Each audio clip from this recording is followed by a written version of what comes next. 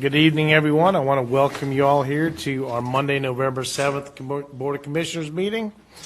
Just one, I know we have a good full audience here. If you could just remember to your cell phones, please mute them or turn them off, please, so they don't ring or go off during the meeting tonight. That would be very helpful. I appreciate that.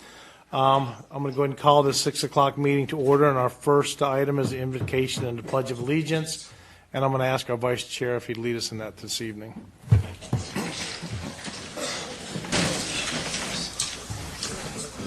Thank you, Heavenly Father, for the country that you've given us to live in. Lord, I ask that you would bless the folks that are here, the folks that are watching, Lord, this election eve.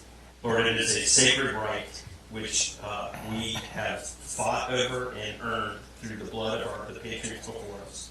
Father, I pray that everyone that hears this message, who hasn't voted, Father, gets out tomorrow and does their civic duty.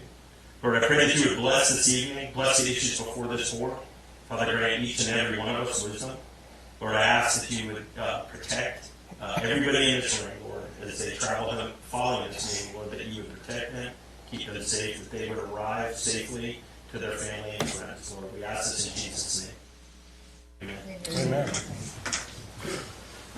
I pledge allegiance to the flag of the United States of America and to the republic for which it stands, one nation, under God, indivisible, with liberty and justice for all. Thank you, Commissioner Beaumont. The next item is going to be our reading of the Ethics, Awareness, and Conflict of Interest Reminder. And if I could ask Commissioner Jarvis to please read that this evening. Pursuant to GS 153A-44, a commissioner has a duty to vote on matters coming before the board, but may be excused from voting on issues involving the commissioner's own financial interest, official conduct, or on matters on which the commissioner is prohibited from voting under GS 14-234, 153A-340G, or 160A-388E2. In accordance with Chapter 2, Division 3 of the Currituck Code of Ordinance, it is the duty of every commissioner to avoid both the conflicts of interest and the appearance of conflict. Does any commissioner have any known conflict of interest or appearance of conflict with respect to any matters coming before the Board of Commissioners in this meeting? If so, please identify the conflict or the appearance of conflict. Anyone? No, seeing none, I'll go ahead and thank you, Commissioner Jarvis. The next item is going to be the approval of agenda, and I'd like to make a couple changes to this evening. As you're aware, we're missing Commissioner White. He's under the weather and could not make it this evening, and he spoke with me and asked if one of the items, item A under new business, the resolution for disposal of property, be moved so that he could be here for some feedback that he has on that and be able to vote on that. So I told him we could move that to the 14th. So I'd like to move any action from new business on the resolution of disposal of real property to the 14th at our 6 o'clock meeting, and the 14th, next Monday the 14th. And then item F of the fire department's capital outlay, move that to the first meeting in December 5th, because that's going to be on one of the work session items is Monday as well. So I'd like to get those two items moved, and everything else should stay the same. I second that, Mr. Chair. Okay, I have a motion, a second. Any further discussion? Can I ask one question? Yes. Mr. Chair?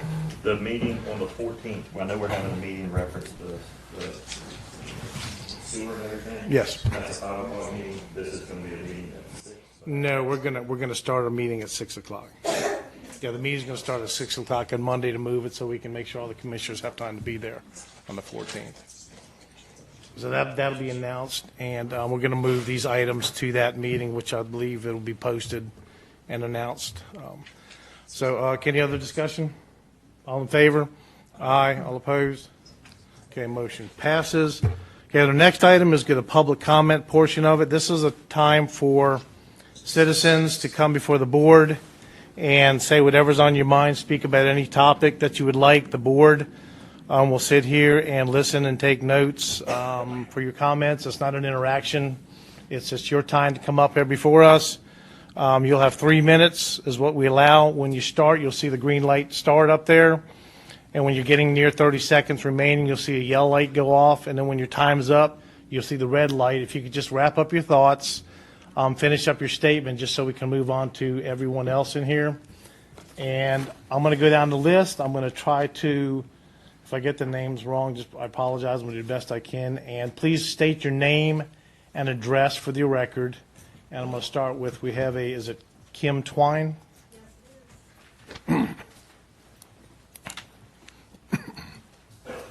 First, I want to say thank you for allowing us this opportunity to speak tonight. I also want to apologize to everyone else after this. I do have to leave right away, so I apologize to the other speakers. My name is Kim Twine. I reside at 132 South Street in the Northport neighborhood, directly behind this property. One comment or one question I have for everyone, is there anyone else here from North Point? Okay, we should have a lot more. I'm not sure how they heard about it. I was privileged to have the email from the chamber sent out, but there's been no notification or no public speaking of this said transaction to my knowledge, and I'm very disappointed in all of you for that. You guys are hired by we the people. You're put in this position. It's a privilege for you all to sit here, and you should be doing your job to represent us. And I think that you're not looking at what's in the best interest of the residents and the small businesses in this part of the county. Another little comment I have to make, as I came in the back door tonight, I was greeted by this sign. It says, "Hello and welcome." I don't know if anybody else noticed it, but I didn't see that same sign halfway down the hallway. And my understanding is you guys are looking to put a welcome center midway down the county. I'm sure at some point there will be, a way for tourists to get there, but right now there's not. And I believe that the welcome center should stay where it is. It's where people are greeted when they first come in. So then my big concerns have to do with being a resident there in North Point. I don't think that you all have given any consideration to the residents. A big concern has to do with the traffic issues that this could create for us. We already during the summer season have a lot of accidents at that intersection. We, as a community in that neighborhood, that's our one way in and out. And as somebody who still works for a living, I know how hard it can be, especially from Friday evening until Monday morning, to get in and out of there during the busy summer season. People have no idea or respect for people coming up from the back there. They don't realize always that there's a neighborhood back there, and it can take 7 to 10 minutes to get out. I see my time is running out, so another big concern that I have is the environmental issue that this could pose. I understand that the gas tanks are double line tanks and all that are put down there, and but everything can fail. Anything can fail. There's also concern for a spill from a tanker when it's refueling, and we in that community rely on groundwater. We don't have sewer from the city, or the county rather. We don't have public water and sewage. We rely on, for our primary water source, groundwater. And so I'm concerned about that. And let's see. One really big final point is our home values. I was in contact with somebody who has agreed to do a neighborhood assessment or an impact assessment on our community, but he's out of town on such short notice he won't be available till Thursday. So that's good before this meeting is changed to next week. But even just a quick Google search, you can find the top things that come up immediately one is from Zillow, and it speaks about how a 24-hour convenience store gas station will adversely impact your home value. You can expect additional traffic, which we can't handle there now, and crime. Right now, we don't have a 24-hour station there, a convenience store, and that is going to draw a lot of people to stop there, more so than just people pumping gas. And my final point, I understand that one of the concerns with the visitor center is that there's not enough space for people with RVs or fifth wheelers to come and access to get in and out of there. But I understand too, the county leases space to TAC RV that they could easily take back and utilize to increase the amount of traffic around that welcome center, and they could update it and keep it as a current, open space that these business owners rely on. So that's everything. Thank you very much. Thank you, Ms. Twine. Okay, next we have is Mr. Barry Nelms.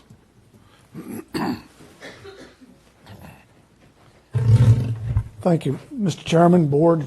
It's good to be back. I'm sorry it has to be under these circumstances. One of the things I'll mention that she just talked about, that your own in-house zoning department didn't even know about this item until yesterday. And I think that's a travesty. Excuse me, sir, just before you get to please, just to do Oh, your I'm sorry. address. Yeah. Name and address, just for records. Okay. 104 Kelly Lane, Poplar Branch, North Carolina. Thank you. I was the chairman of the board in March 2008. When we purchased this property. And I think, Mr. Etheridge, you were on the board then too, weren't you, sir? And the reason we purchased this property was Diane Sawyer, who was our administrator of travel and tourism, operated out of a single wide trailer right next to this building. She didn't have enough room for one chair in her office. It was horrible. And my business is tourist related, and the restaurant business and the lodge business. And there were a number of people that came to me and asked me to do something about it. And when Mr. Bernard offered that to us, we purchased it for $1,550,000 is what we paid for it on March the 12th of 2008.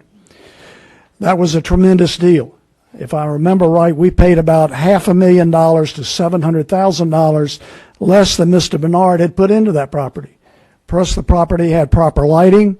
It had a gorgeous entrance to it, and it has been nothing but a beneficial facility for every business in Currituck County, from Moyock to Grandy to Corolla. And the reason we did it is because we were, and still are, outcompeted by Dare County. People don't necessarily, Don and I just got back off a 17-state trip across the country. People don't, when you tell them that we're from the Outer Banks, they know Nag's Head, they know Kitty Hawk. A lot of them never heard of Corolla. And that's sad, because I think the world of our travel and tourism in promoting Corolla, and that's all good. But the bottom line is, I went back and checked my notes. Do you know what the property is worth now? Do any of you have any idea? It's worth $2.4 million.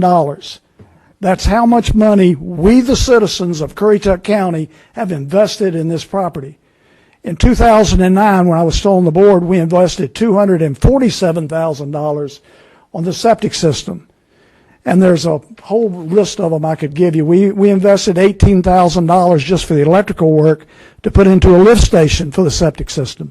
And that's why other people want to buy it, because it's business is all about the same word 3 times. Location, location, location. That piece of property, it couldn't be any more perfect than what it is. There's 2 service stations right across the street from it, and a new one just going up now at the 7-Eleven building. The people that complain about no boats or no RVs, there's a stoplight there. You can pull in, you can park on the side, or you can park on the side going out. For 21 years, I've done the Navy SEAL tribute ride, and we stop there every year. We have 150 to 200 motorcycles that pull in there. We got plenty of parking. Never had a problem. And I was just astonished that seems to be one of the issues about no parking. That certainly can be something that can be solved. The inside of that facility, Don and I stopped, I don't know, probably a dozen. We went through 17 states. Try to wrap up your thoughts there on that. Oh, I'm sorry. Okay. But the facility is wide open. It's beautiful. It's second to none in the nation. And I think it would be a travesty for this board to sell it. And I would just hope that you would be more cognizant of those of us in business that rely on it for our businesses. And I'm sorry I have to leave too. It's my wedding anniversary, and I promised my wife a dinner tonight. Thank you, Mr. Nelms, and happy anniversary. Okay, next we have is Josh Bass. If everybody just remember to state your name and address when you come up here. Thank you, Mr. Chairman. I'm Josh Bass, president of the Currituck Chamber of Commerce, and live at 103 Egret Cove, Moyock, North Carolina. I'm here tonight with serious concerns about the sale of the Welcome Center at the state line. The location of the Welcome Center right at the state line with a stoplight and sewer connections cannot be beat anywhere else in the county. I'm not opposed to new business coming into the county, such as a Wawa, if that is a wholly private transaction. I am in favor of that, and that's just plain capitalism. What I want to ask tonight is that we do it in such a way that we do not harm the hundreds of businesses that the tourism department currently helps market. Our Welcome Center gives out brochures which help our businesses throughout the county. I also think there are a lot of businesses that are not generally thought of as tourism, and I would argue that they are. I think what often happens at the Welcome Center is that a car stops to use the restroom, and while there starts talking to the wonderful tourism staff like Lisa Bess or Peggy Lilienthal or Deb and Bob Williams at the front desk. While there, they say it's 11 a.m., and they say, well, maybe I can't check into my beach house until 4 p.m. Where can my family get lunch? And they're told about all the amazing restaurants throughout the county. Maybe the family has a dog in the car and they forgot to bring something to throw with the dog on the beach, and the tourism staff tell them about Taylor's Do-It Center and Care-a-Lot Pet Supply and Tractor Supply that all carry pet toys right there in Moyock and other places throughout the county. All this happens because of those personal interactions at the Welcome Center. I've heard it said that a small percentage of business for our retail and restaurant members comes from these brochures and interactions. Well, that's true. Let's just say that a small retail mom and pop gets 5% of their business from the Welcome Center. The economy right now is struggling, and that 5% could very well be the difference between a small business being profitable and or not being profitable. Without these businesses knowing when and where a new Welcome Center will be going and will be opening, they do not know how long they will be without the in-person marketing strength that the tourism department now brings to businesses in this county. If the businesses know there will be a new Welcome Center, and that Welcome Center might be open in a year or so, they would be able to plan their marketing around that, and they will have time to financially plan for the additional marketing they will need as well. But what if it takes 2, 3, or 5 years for a new Welcome Center to be constructed? With construction labor issues right now, I don't believe that's too much of a stretch. What if a business that depends on the Welcome Center for marketing has a lease that they need to renew, and this change may lose them enough business that they're no longer profitable? That small mom and pop business may just decide to go ahead and not renew the lease. In this scenario, it would lead to vacant storefronts along the highway corridor. We sent out an email to our member list of almost 2,000 individuals, and not one response yet has been in favor of the proposed sale. The two main questions in my mind are, where would a new Welcome Center be built, and when would it open? If the county goes ahead and buys a parcel, draws up plans, and starts construction, I have little objection to that. That way we could ensure that there will be little downtime for the businesses and visitors that will be without a Welcome Center. This process could allow businesses time to plan new ways to market their business during a time when the Welcome Center would be closed. I know that you have all spent a lot of time this past week speaking with people, asking questions, and thinking about what to do, and I appreciate the consideration each of you is giving this matter. I know that we are all here tonight to work towards the best solutions of everybody involved. We thank you for looking at this issue. Thank you, Mr. Bass. And next we have, is it Sandy Ayers?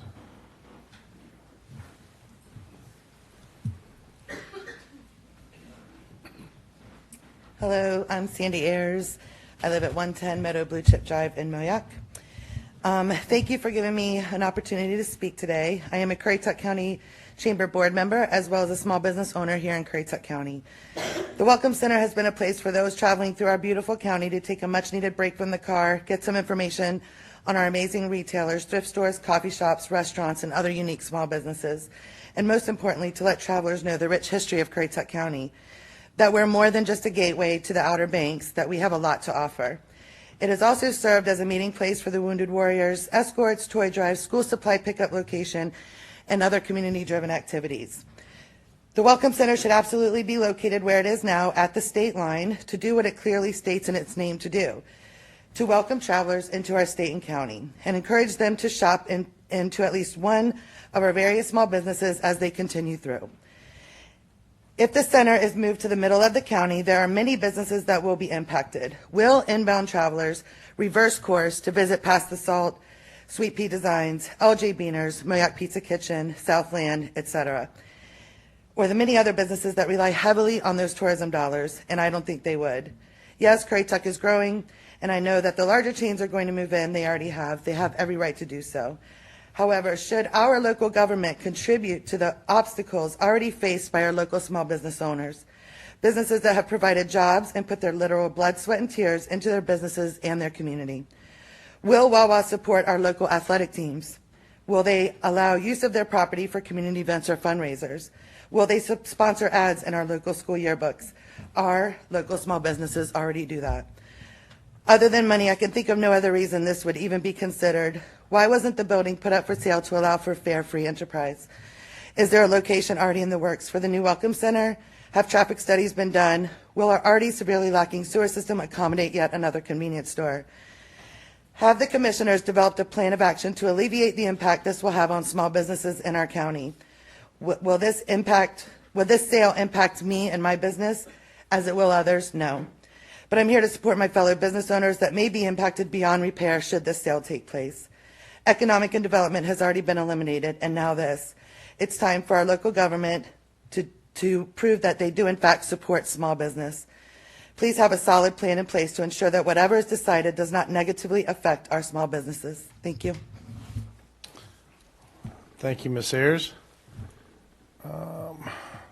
Next we have, is it Mary and Greg Schwager?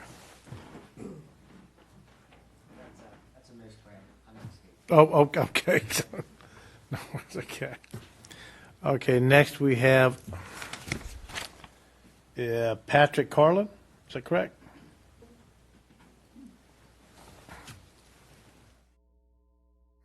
Good evening, everybody. My name is Patrick Carlin. I live in Grandy, North Carolina. And I'm amazed to see as many people as there are here for the Welcome Center. When I first heard it was just a day or so ago, I heard that they were talking about selling it. It's a very nice facility, very relaxing. A lot of people that come to North Carolina, they have no idea what's here. They go in there and they get a little bit of a feel for, and they maps and everything else of the area, showing where they want to go. I've been there. I've enjoyed it. It's a very nice place, and I think we got enough gas stations and Wawas and everything else in North Carolina. I think it would be not a good thing to sell that out to Wawa and lose that Welcome Center. I think we need to keep it there, and I'm glad to see there's so many people standing up for it. Thank you very much. Thank you, Ms. Carlin. Next we have Deborah Williams.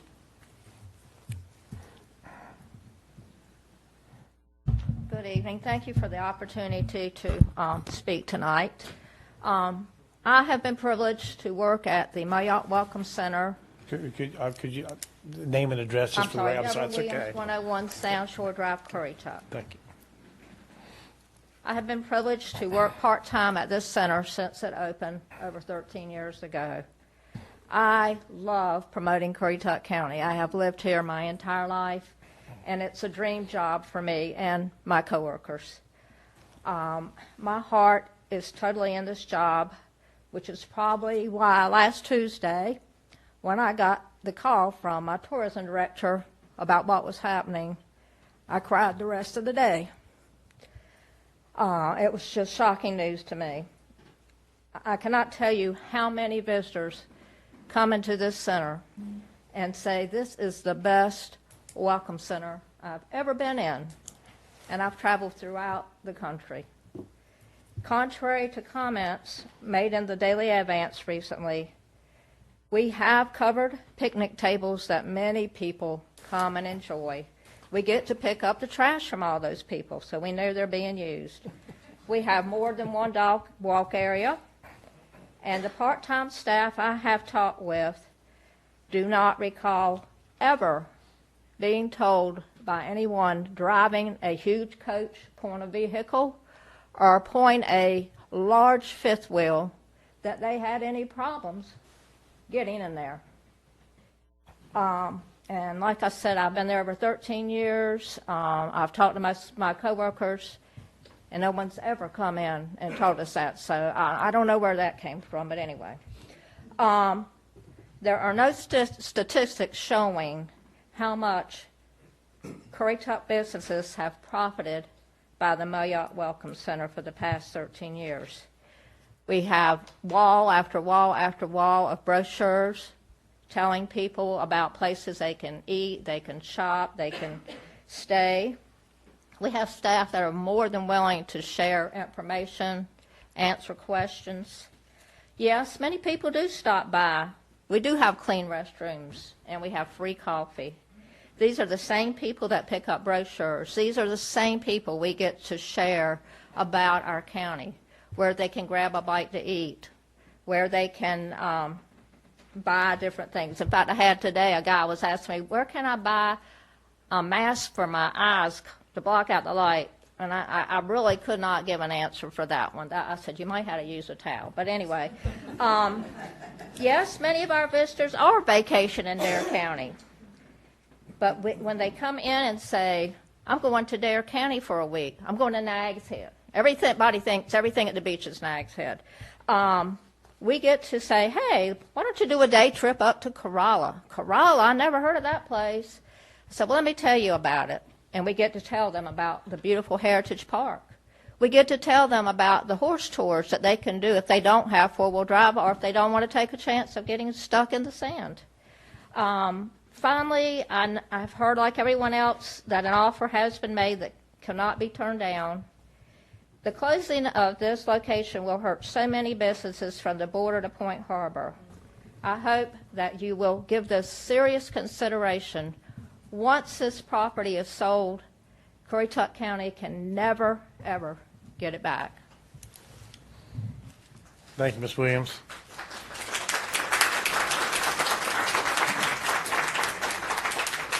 Okay, next we have Brian Bass.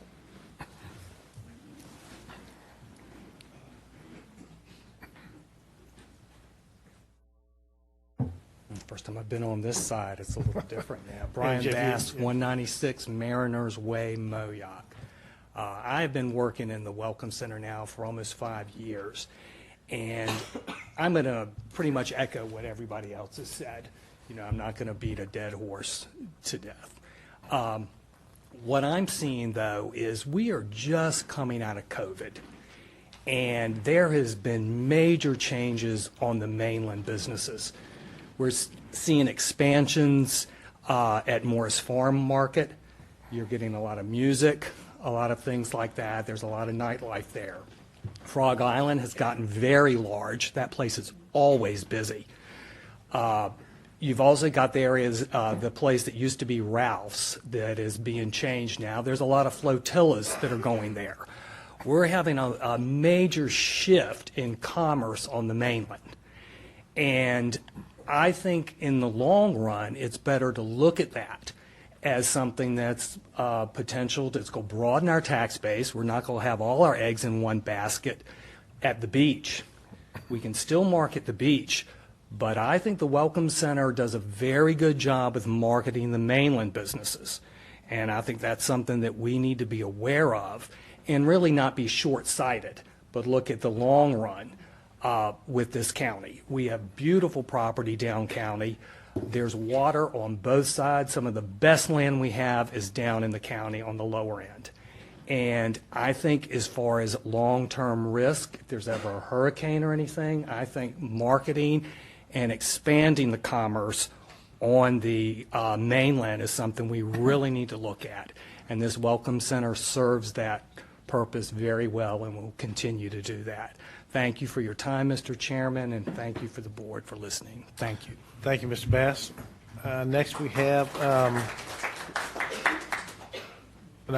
have Cindy Mayberry. Hi, my name is Cindy Mayberry. I live at 113 Currituck Drive, not Currituck Drive, Currituck Drive in Currituck. Thank you very much for allowing me to speak, Mr. Chairman and representatives. I don't usually speak from a piece of paper, but I'm going to give it a try because I only have 3 minutes because I could talk about this for probably an hour. I was going to start with my first three top agenda items, but I really want to thank everybody that's here that supports the Welcome Center because that is my number 3. In case I don't get to it, I support the Welcome Center. So let me go to number 1. I've represented residential homes for sale. I'm a managing broker for Rose & Mumble Realty. I'm 21 years in the real estate business in Virginia and in North Carolina. In North Carolina, I recently sold the parcels for the Countryside Estates, Tractor Supply, Baxter Road 7-Eleven, and the residuals of both the 7-Eleven and the Tractor Supply. The two parcels would have been sold 2 years ago if county sewer was available. Don't get me started there. My contention with the county's decision to enter into a purchase agreement with the Battlefield Moyock LLC, aka Wawa. One, what a surprise and what a shock. No one knew about it until last week, I think. The unsolicited offer from Wawa is certainly acceptable. However, the county is missing a potentially bigger picture. Although the statute requires a 10-day time period for an upset bid, that is both irresponsible and unreasonable, without a doubt. In my tenure of commercial land sales, the intentions for a developer to contract for property takes time, due diligence, and resources. I've represented Pasquotank County in the sale of some property, but we marketed the property for sale to everyone, the public. The Welcome Center never got an opportunity to prove itself as a contender in the game for sale. Without public knowledge that might be for sale in the conventional marketing, who's to say that a ready, willing, and able commercial developer might step up to the plate with a higher and a more attractive terms? I reviewed the appraisal from Mr. McCroy, a Norfolk firm who is certainly qualified appraiser, but in my opinion, the appraisal is missing a few pieces of information.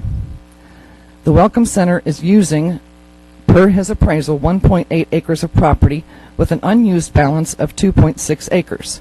That's the grass and the tack, where tack is sitting with their trailers. He has valued the land only at $250,000 per acre, being used, but only valued the balance at $150,000 an acre. I don't get that. The value of the land does not have a superior weighted allowance for being placed at an existing traffic signal and at the state line. Additionally, one of the comps used is under contract with me, due to close next week, with a value $175,000 higher than he has in his appraisal. I never got a call from Mr. McCroy, so he didn't ask me for the numbers. Another comp provided in the appraisal represents an undeveloped parcel, again, an inferior location that's priced at $187,000. That went under contract of May of 2020. Things have changed since then. I sold that piece as well. That was to TAC. Currently for sale. In the event that a sale does go through, oh, my time's out already. Told you I couldn't do this. In the event, anyway, there is other property for sale that is right next to TAC. There's 2.5 acres there. Long and the short of it is, the Welcome Center needs to be there. It needs to be at the state line. It supports the county. It supports the businesses. I find a lot of defect within the appraisal itself. I have a copy of this if anybody wants to see it or have a copy of it. The appraisal is not an all end all for everything. It's what someone is willing to pay, a lender is willing to lend. The report itself, if you look on page 13 of your appraisal, I think everybody has it, you will see even the appraiser says a property and this type of property should be expected to be marketed for 6 to 9 months before a ready, willing, and able buyer comes to it. So to have just a arbitrary $2.2 million, yes, we do have, I've got a spreadsheet on it, we have $2,414,000 into the property with its improvements, and a $2.2 million valuation is not appropriate. Bottom line, thank you for your time, and the Welcome Center needs to stay. If it needs to move, I get it, but there's other properties that it could move to that's still at the north end of the county. And then I could talk about sewer, but I don't have time because that's a whole other conversation. Thank you. Thank you, Ms. Mayberry. Okay, next we have Ellen Grandy.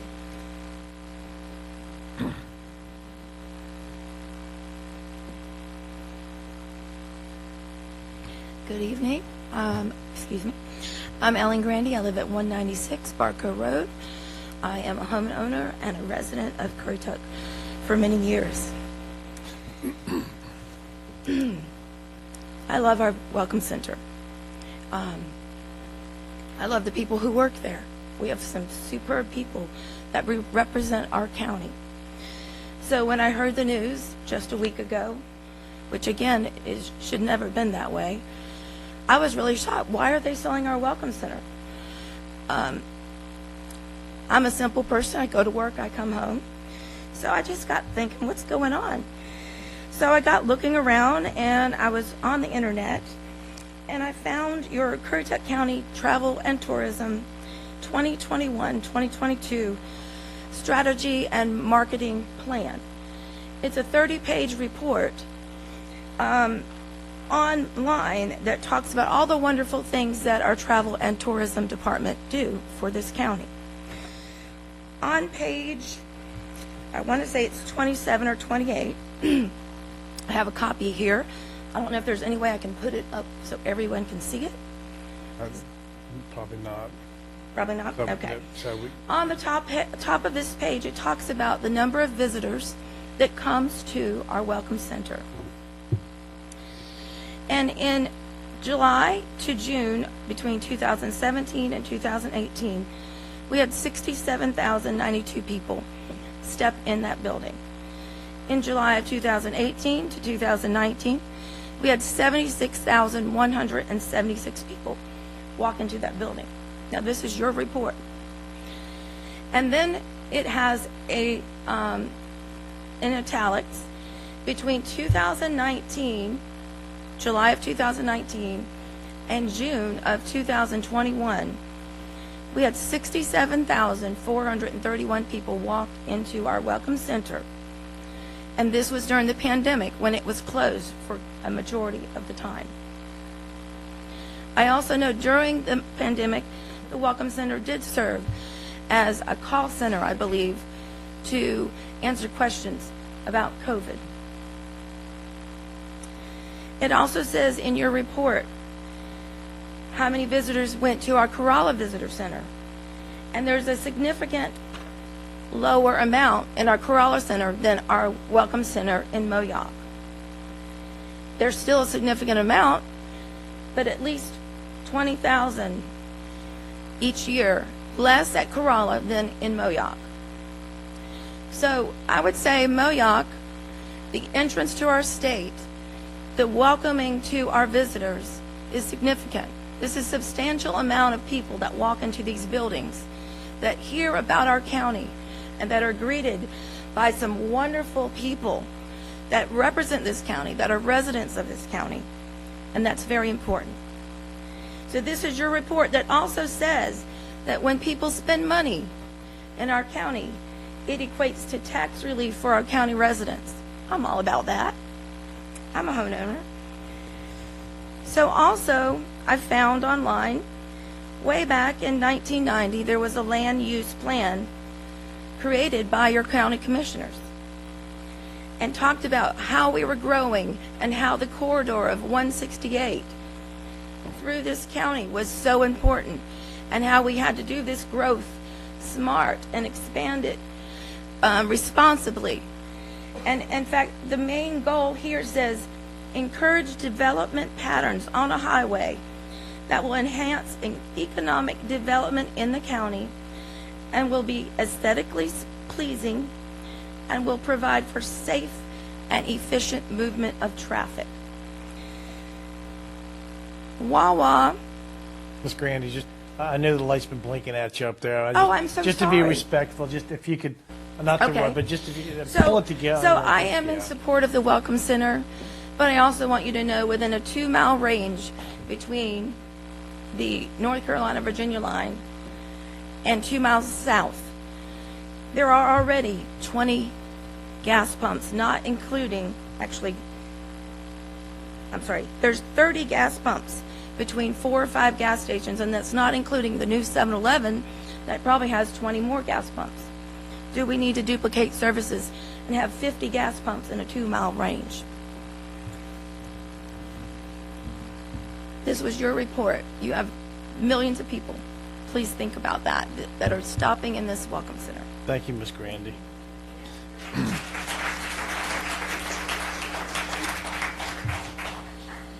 Okay, next is it Jonna Painter?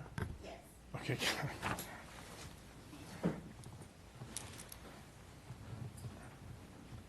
Hi, thank you. My name is Jonna Painter. I live at 343 Guinea Road, Moyock. I'm new to the area, relatively. I'm here from Pennsylvania, but I've lived down here for 22 years. And it's only been within the last 3 years that I've noticed that there's been any businesses built up along with all the housing across from Guinea Road. There is so much traffic that comes down 168. There are so many accidents that happen. If you put the Wawa there at the Welcome Center and move the Welcome Center, that is just going to tie it up even more. That's pretty much all. Well, and then there's Southland, which is not far away. That's been a family business, a family staple that's been there for 50 years. They've survived through COVID. They've gone down to 50%. I don't know if they'll survive if you put a Wawa there. And that's a family business that's been a staple to this community for 50 years. And that's pretty much all I have to say. Okay, thank you, Ms. Painter.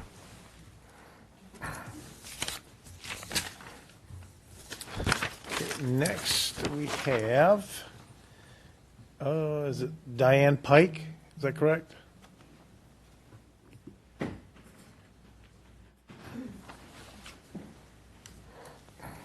Hello and thank you. I'm Diane Pike. I live at 125 North Point Boulevard in Moyock, North Carolina. As Kim, the original person, said, I do live in North Point, and Moyock. Wawa would literally prevent us from going into or leaving our neighborhood. It would cause traffic jams, accidents, everything. And with the Southland, I have worked there for 25 years, and I really do believe that Wawa would hurt our business big time. Thank you. Thank you, Ms. Pike. Okay, next we have Lynn Davis. Oh, nope, okay. Sorry, okay. Okay, that's okay. You had the opportunity here, so. Okay, then next we have Louise Harrell.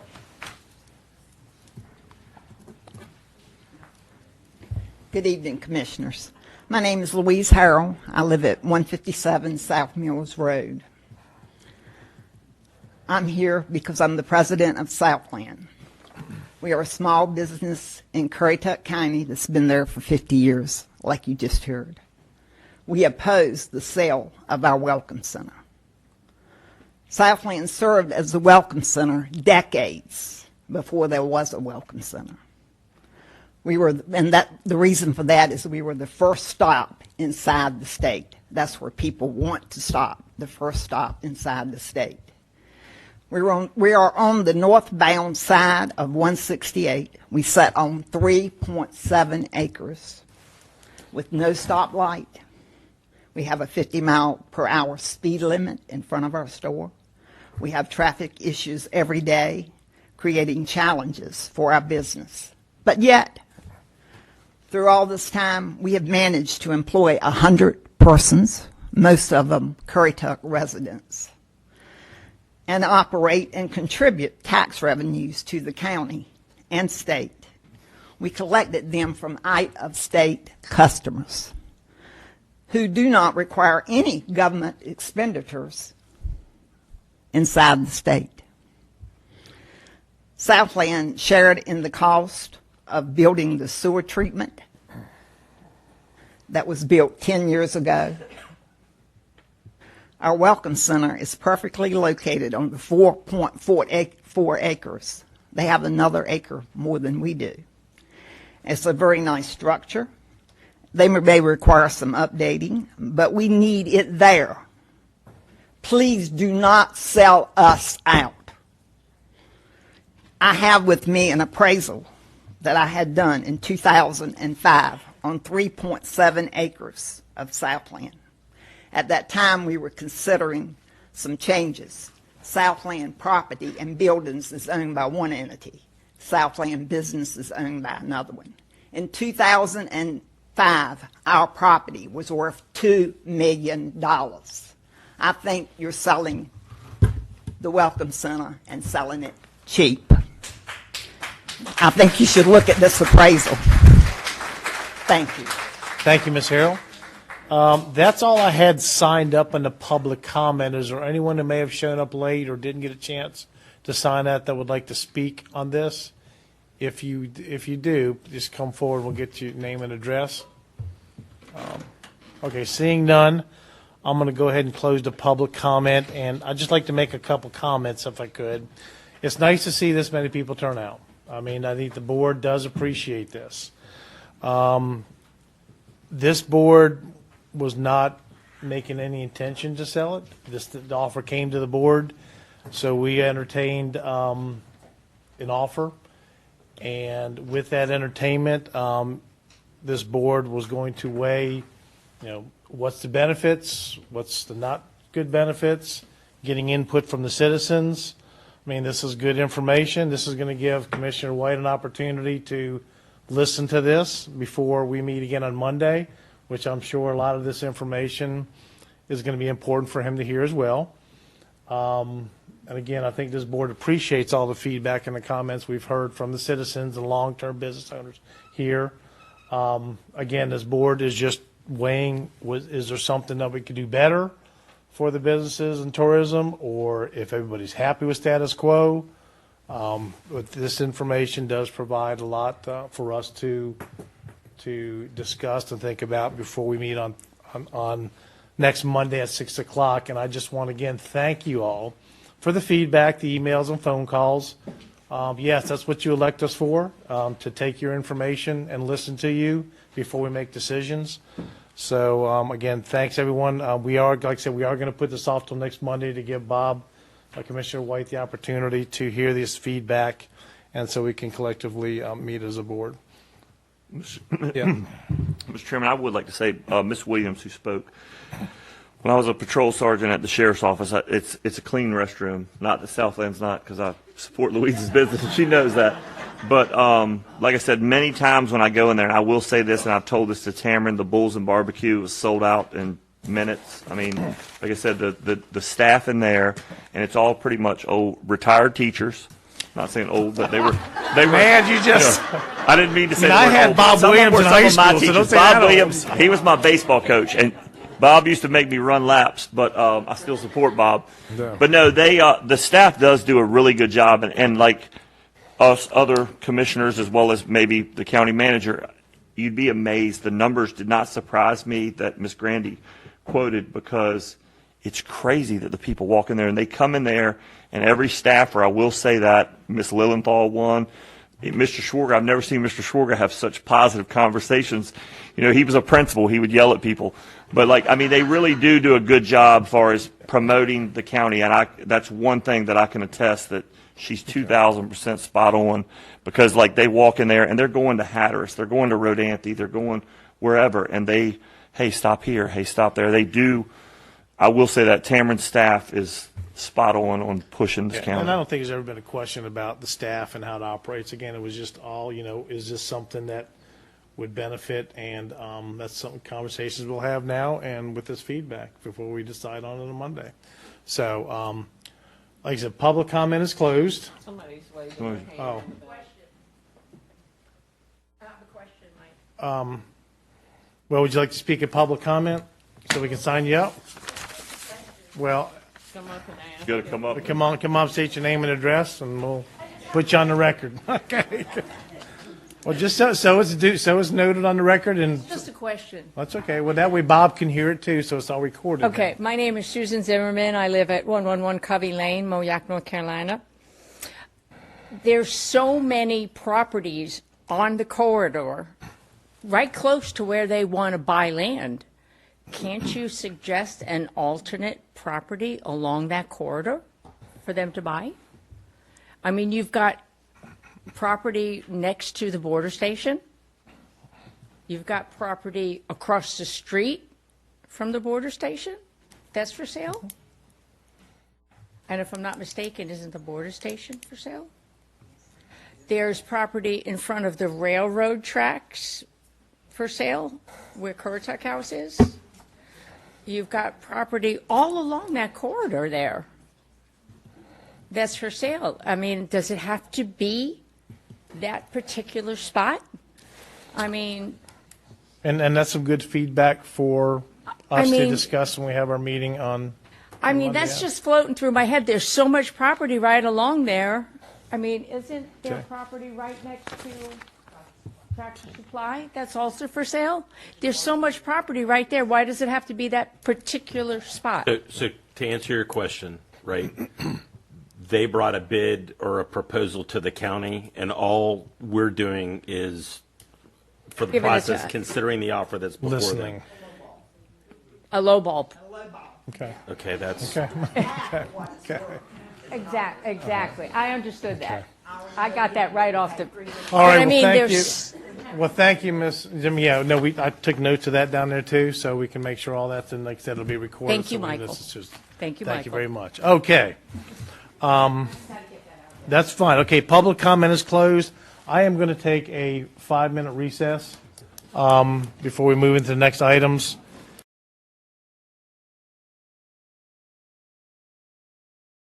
Bring this meeting back in order and continue on. The next item is going to be our commissioner's report, and I'll start with Owen this evening on my right. Short and sweet. Everybody go out and vote tomorrow if you haven't already voted. Thank you, Commissioner Etheridge. Commissioner McCord. Just got a few things. I'd like to, record number, I think, for the county for early voting. People are out voting, which is a good thing. And if you haven't voted yet, you can vote tomorrow. If you've already voted, you can't vote twice. You've already voted. So, prayers to the family. Believe it or not, on Saturday, we had this past Saturday, we had 2 families affected by someone being struck by a vehicle on the highway. In Grandy, in the morning, we had a female struck on I'm not going to say a bicycle, but it's like one of the bicycles where it has 3 wheels. Basically, it's a bicycle. Tricycle. Female was struck, and then we had a small child struck Saturday night right before 10 o'clock on the highway. 168, 158, I mean, even though it's the off-season, it's the winter time, or it's 75 degrees today, but Highway 168, 158 are heavily trafficked roads, and it is dangerous. I mean, you don't need to be crossing the roads, whatever. Like I said, I'm prayers to the families of the little girl. I know she's in CHKD still. And the other one, I believe, is healing, so that was not as bad. So, like I said, it's dangerous out there. It's dangerous for a deputy with blue lights on and a traffic yellow vest. You look like a highlighter out there, and people still almost run you over. So just be careful. First responders, all those guys, the fire department had some tough stuff this weekend. They had a barn fire on Snowden Road. Dispatch, everybody. We have really great things here in the county that I'm thankful for, and please support those guys, your fire departments, as well as your first responders. Last week, I attended an interesting meeting on the 1st of November with the property management associations, different homeowners, Airbnbs, as well as the CCA, about Beach Week, and they've had a bunch of brainstormed ideas. We're in Corolla, where we had those two weeks of heavy coming from out of town, and we gave 139. I think the court date was today. No, it's Wednesday. The court date is Wednesday. The people where they got like a lot of charges. So that we had a meeting about that, where they were trying to have a strategic plan, different things. That was a very good meeting. Bulls and Barbecue through tourism was a success this weekend. It was packed, sells out, snap your finger, it's sold out. Tons of events. I know the Mayock Women's Club had their color run, which was heavily attended. They do a really, really good job. And the first Friday of December, we're only a few weeks away, is your Christmas parade. I think I have about 20 floats already in it, so I want to make it as big as we can make it. But like I said, send me an email to my county email, text me. However, just, like I said, if you want to sign up, or at the extension office with Sheila Gregory. So the Christmas parade is the 2nd of December.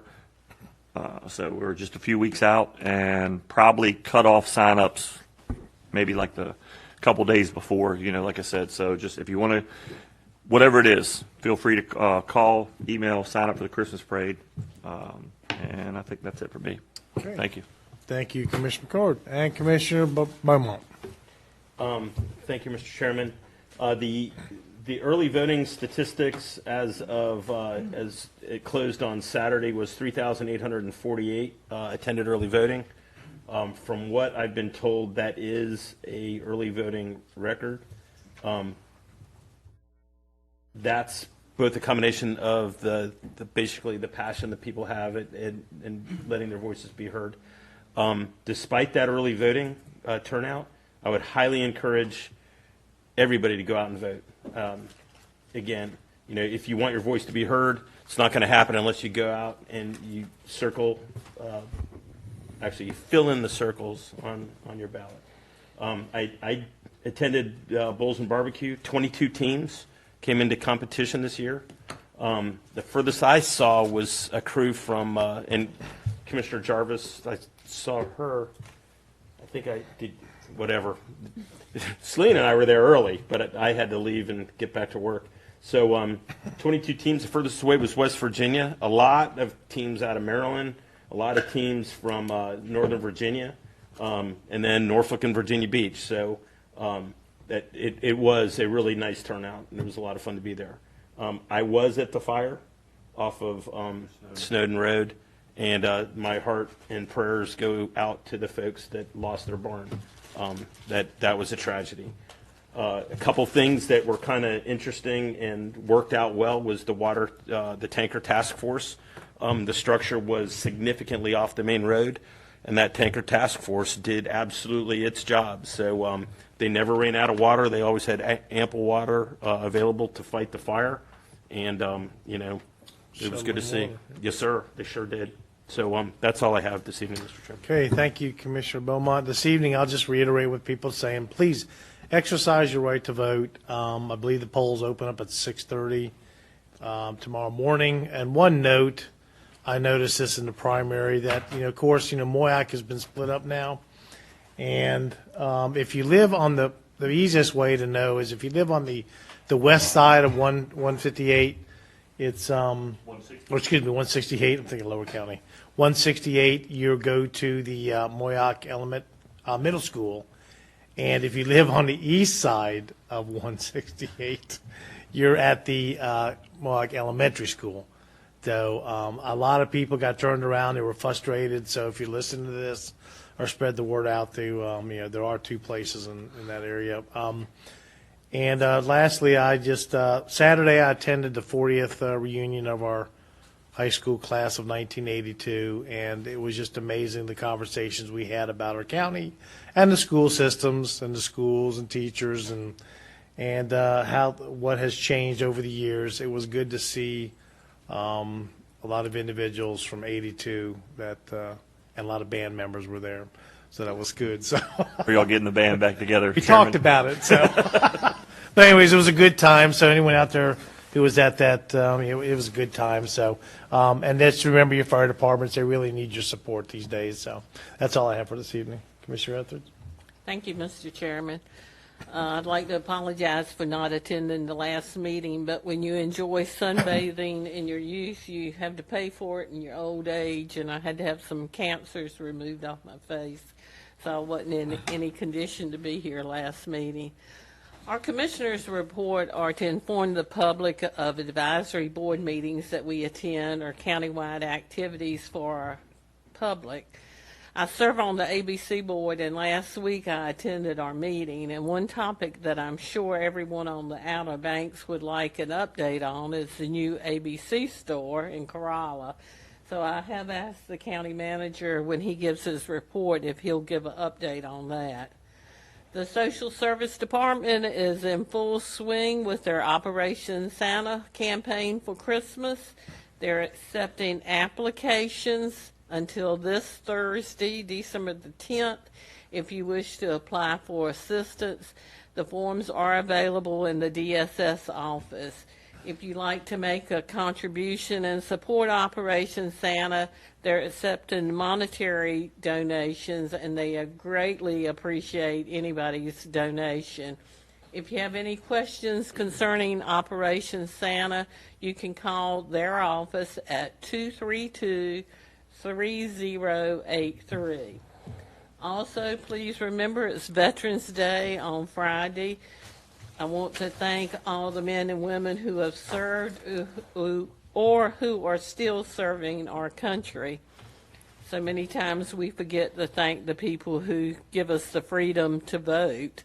And speaking of voting, it does start tomorrow at 6:30 in the morning, and it ends at 7:30 p.m. 7:30 p.m. And you do have to vote at your precinct. If you have any questions, you can call the election board office.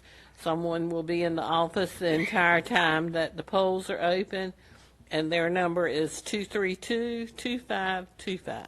And that's all I have. Thank you. Thank you, Commissioner Etheridge and Commissioner Jarvis. Thank you. First, I want to say congratulations to the North Carolina 4-H Communications team members, specifically Caden Lowe, who was here a couple of months ago rehearsing and going down the path to compete at the 2022 Eastern National 4-H Horse Roundup. I am happy to say she placed first in individual presentation and was there with her mother, our own Cameron Lowe, who was one of the coaches there. So congratulations. She worked hard, she persevered, and she prevailed, and I'm happy to say that. Also, I just want to say congratulations to the entire tourism department, county staff, Bulls and Barbecue. The vendors were great. The entertainment was great. The attendance was unbelievable. As Mr. Beaumont mentioned, we got there early, and just people coming in constantly. Thank you to the high school ROTC for the presentation of colors and parking. That was very well organized. And of course, the beautiful weather couldn't have been any prettier for such a great event at a great location, and it was sold out. Not only was the barbecue cook-off sold out, so was the rodeo, and it was a great, great day. So kudos to them. I want to thank county staff, too, for our participation in Operation Greenlight to highlight our veterans over the Veterans Holiday. It's been lit up green. I really appreciate that. Counties all over North Carolina and throughout the U.S. are participating in this event to shine a spotlight on our armed services. And last but not least, I want you to get out and vote like everyone else. As a civics teacher, I would be remiss not to say that this is the most important thing you do in a democracy. And of course, as my husband always reminds you, if you don't vote, you have no right to complain. Thank you. Thank you, Commissioner Jarvis. I believe Commissioner Beaumont had a quick comment. Yeah, I had one addendum to the Bulls and Barbecue. So in talking to the folks that were there attending, it was at least 2-to-1, if not higher, outside the county to county residents. Oh, wow. The number of people that came from Virginia, that came from counties west, I was stunned. I was stunned. So, we got a thing going, and we need to keep it on because it was impressive. Can I make a comment as well on that? And like he said, too, last year was even more the same scenario. And Chris Hooper and Samantha Payne, they do an awesome job. Chris was blowing my phone up, making sure we had deputies out there to work. Tried to squeeze a couple more out of us than normal, and I said, no, that's how many we typically have. But both of those, they are, hardcore. That is an awesome event. Samantha and Chris do a great job. Like I said, you can't, Tamara, they just make her look like a rock star. But those two do a really, really good job with that event. And it, like he said, I would say it's close to 75% of non-residents. Follow up on what Paul said, Kevin just said, the Aviation Day, Aviation Day and other things that has been recently held, the out-of-county participants or visitors has been amazing to me. It just says a lot for our county, so that's good stuff. Okay, next is our county manager's report. So, ABC store in Corolla. We had a bid opening on Friday, October 28th. There were no bids received. The project will be rebid next Tuesday at 2 o'clock. We do expect a bid, at which time the county can accept that bid at that opening and proceed forward with the project. On August 23rd, 1993, began the many years of up and down through the courts with Mermaids Headlights adult establishment in Point Harbor. I want to report to the board that we finally have come to a conclusion and that matter is over. Upon motion of the county in July, late summer, we had a Superior Court dismiss the matter for failure of the petitioner to prosecute their action. They stopped doing what they needed to do to keep it alive and moving through the courts. Their time to appeal has expired. That matter is finally, after 20-plus years, concluded, and we all have suffered from that. Commissioner Beaumont, Traumatized. Yeah, We had to sit through another meeting. as a Board of Adjustment Chair, Vice Chairman Beaumont, and then as a commissioner, the number of you that had to sit until 2 o'clock in the morning or later when we had to have a rehearing as many times as this matter was heard by the Board of Adjustment. The Board of Adjustment went to 2 o'clock in the morning as well. Exactly. So it's been a very exhausting, and the number of briefs, I was just looking at the number of briefs I wrote over the last 14 years is pretty extensive amount of writing, but nevertheless, that's over. Yay. Yeah. Currituck thanks you. Well, the county was right from the beginning, and so a lot of credit should be given to the boards over the years and this board to stick to it. And the wheels of justice grind slowly, but they do grind. And so now we have an end. Let's see. Back in October, the board had a work session where we discussed solid waste issues in Moyock and the Moyock Convenience Center. We have now, as the board was told, sent out a postcard to all property owners in Moyock Township except for the Gibbs Woods area that gave people information about a survey they could access on the county website or through a QR code. As of today, we have had 804 responses to that survey, and we have how much more time left to the end of November 23rd. November 23rd. So it's been Well, that's good. I think it's 20% response so far. Good. So yeah, it'd be nice to finally to get some good results from the public. And then lastly, let's see. Well, I just want to note the county offices will be closed Friday for Veterans Day holiday and recognition of our veterans. And then I noted today on the North Carolina Association of County Commissioners website that next Wednesday through Friday is the Legislative Goals Conference. I don't think we have, at least according to them, we have not had anybody register I did it last year. Someone else needs register for that. So I bring that to your attention in case anybody wants to, and we would need to have our voting delegate designated by the board. When is that date again? It's next Wednesday, the 16th, through Friday, the 18th in Raleigh. So if anybody's interested, please let Leanne know as soon as possible. And if someone is inclined to attend, we need to let them know by next Monday who the voting delegate will be designated by this board. So that's all I have, Mr. Chairman. Okay, and before we get to the county attorney's report, I just wanted to add one note. I should have brought it up earlier, but the board, unless they've changed their mind, which I haven't heard, that we are not going to be having the November 21st Board of Commissioners meeting this month. It's going to be canceled. There's nothing on the agenda, so we're just going to cancel the November 21st board meeting. Okay, so just wanted to get that out there to the public. The next is a county attorney's report. Thank you, Mr. Chairman. This Thursday, the Board of Adjustment is going to have a meeting where they will they'll hold a public hearing on a variance application for 185 Bay Orchard Lane over in Knott's Island. So that's this Thursday. And also, I just wanted to let the residents of Currituck County know if there are any veterans who need free dental work. My husband, his dental office every year holds a free dental clinic. They're located at 10A Juniper Trail in Kitty Hawk, and that's going to be this Friday at 8. So if you know any veterans who need dental work, it's free. Him and Dr. Bald will be providing those services. So that's all I've got. That's it? Okay.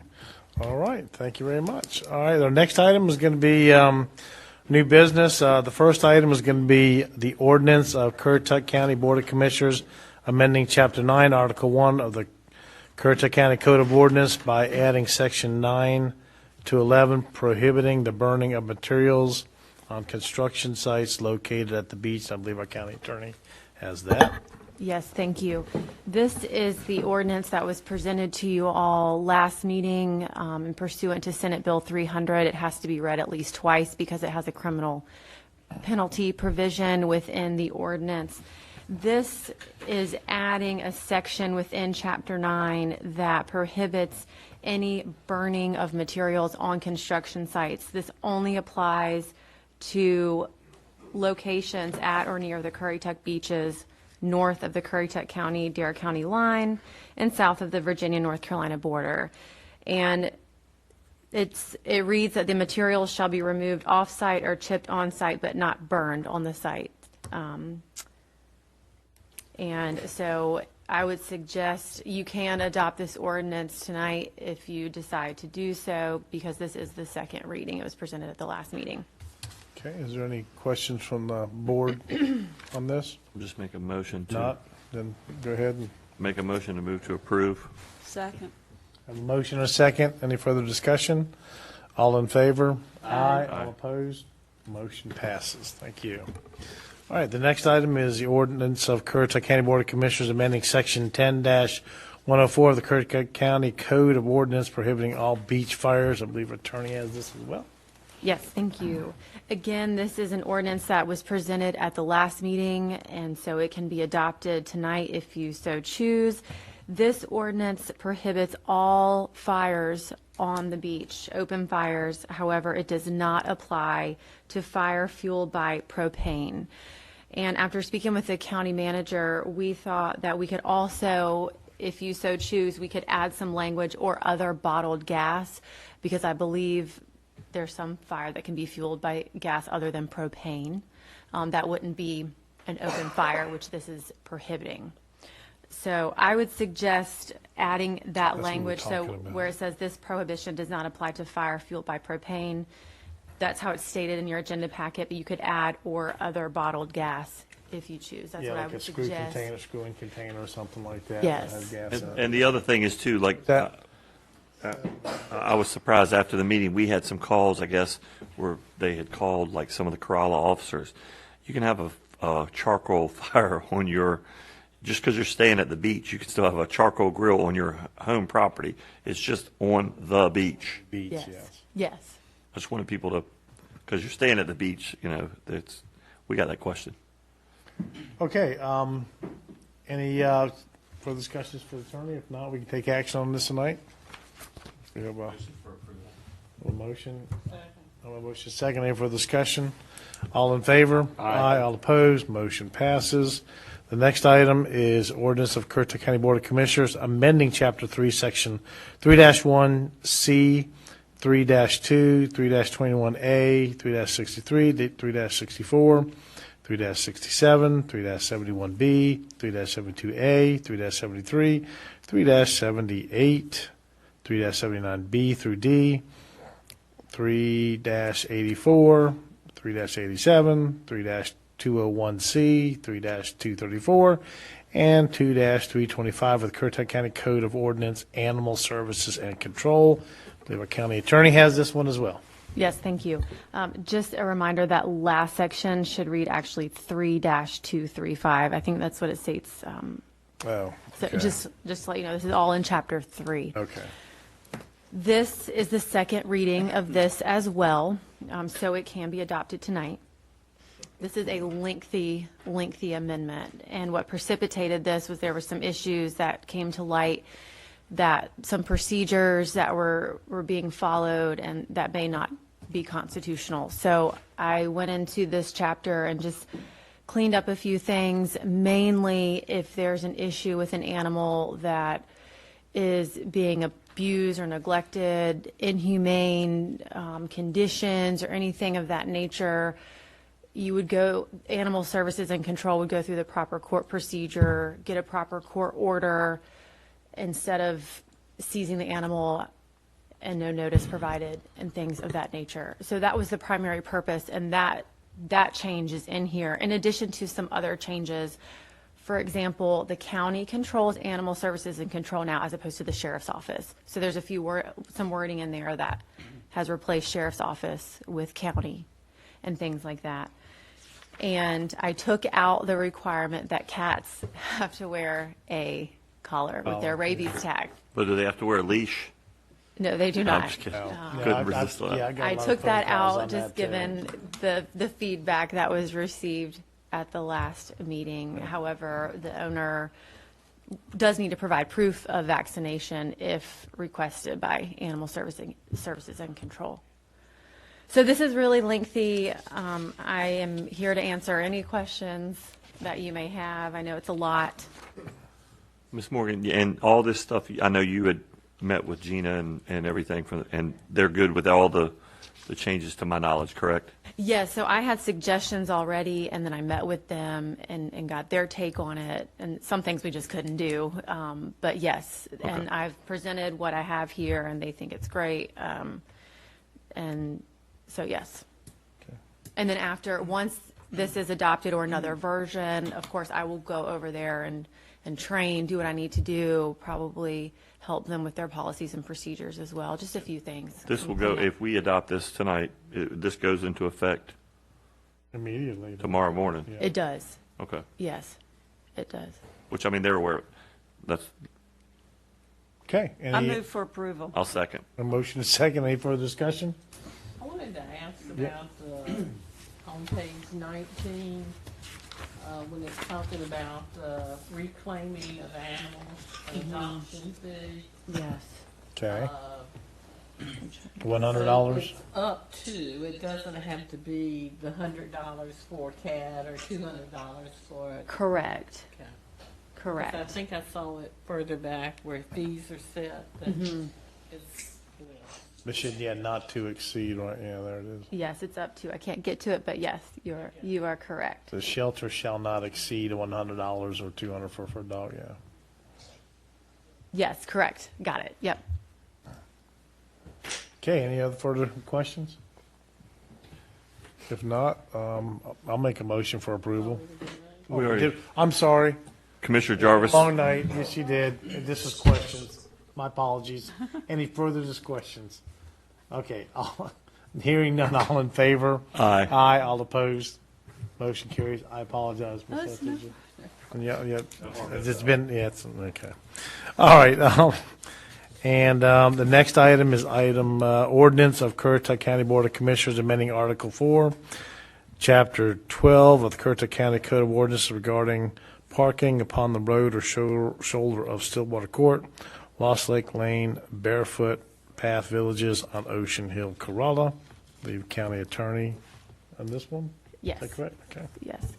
Thank you. Pursuant to NC General Statute 153A-139, any individual or group who owns a private road can petition the county to regulate within their ordinance the parking of vehicles in that privately owned area, and they have to do that in writing, and that is what the villages at Ocean Hill has done at their last meeting. And in your packet you can see that request. They adopted a resolution by their board of directors.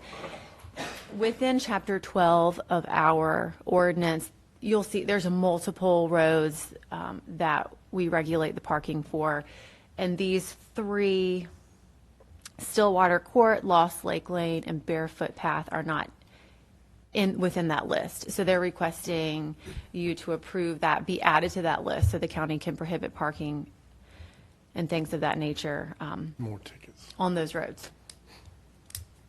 Okay, does the board have any questions for the county attorney? I do, but it's probably going, I'm looking at you, Morgan, but I'm speaking to Ike, so don't worry. There was complications in the past with, is that road cleanup or storm debris, whatever? These are now private roads that now they want to prohibit parking on the shoulders, I guess, right? Yeah. So that reinforces, in my opinion, that they own it, right? They do These are own it. privately owned No. I roads. mean, storm comes along, they own it. Oh, yes. Not, That's we correct. don't go pick up their storm debris because it's a private road Right. and they're aware of that. Yes. Hopefully so. It's either yes or it's, Well, they've acknowledged that these are privately owned roads. I mean, right, just with this. but every hurricane, I will tell you, every hurricane, this issue comes up about when is the county coming to collect our stuff? And that's not the way it works. That's right. So, Every time it does. and all I'm saying is, there's another opportunity to make sure they understand what they've asked for, because. Or perhaps I might suggest county attorney could inform this property owners association by letter of the adoption of the ordinance and remind them that as a private road, the county is not responsible for cleaning. Correct. For Yeah, maintenance correct. and all of that. Yep, I can do that. Okay. Oh, and I will advise, this is an ordinance amendment, which does require a unanimous vote. And since Commissioner White is not here, we would have to table this for the next meeting. And then by majority vote, you can adopt it at that next meeting. I suggest that we table this and move it to the next Monday, the 14th meeting, added to that for adoption, for a vote. Is there any Second. objection to that? Is that a motion? Okay, yes, it was. Second, Okay. third. Okay, all in favor? Aye. All That was a opposed? joke. Okay, thank you. Move it to the 14th, we'll add it to our items. All right, the next item is board appointments. We have a Wellhead Stormwater Drainage District Advisory Board. It's a consensus nominee of James Cummings to fill the vacancy of the Wellhead Stormwater Drainage, replacing John McTier. Is there any questions regarding this appointment? If not, can I get a motion for approval? So moved. Have a second? Second. Motion second. All in favor? Aye. All opposed? Motion carries for that. Okay, the next item is the consent agenda. Move for approval. Motion to second. Any discussions? All in favor? Aye. Aye. All opposed? Motion carries. At this time, I'll ask for a motion to adjourn from our regular meeting. So moved. Motion and a Second. second. All in favor? Aye. Aye. Okay, and at this time, I'm going to go ahead and move into our special meeting of the Fort Tourism Development Authority, and we have some budget amendments to take action on here tonight. Does anyone have any questions about the budget amendments? If not, can I get some action in the form of a motion? Move for approval, Chairman. Okay. Do I have a second? I'll second that. Anybody have any further discussions? All in favor? Aye. All opposed? Motion passes. Now I'll ask for a motion to adjourn from TDA. So moved. Second. Motion second. All in favor? Aye. All opposed? Motion carries. Thank you, everyone. That concludes our meeting for this evening. Remember to go out and get your signs up with everyone vote. Thank you. We'll see you on the 14th.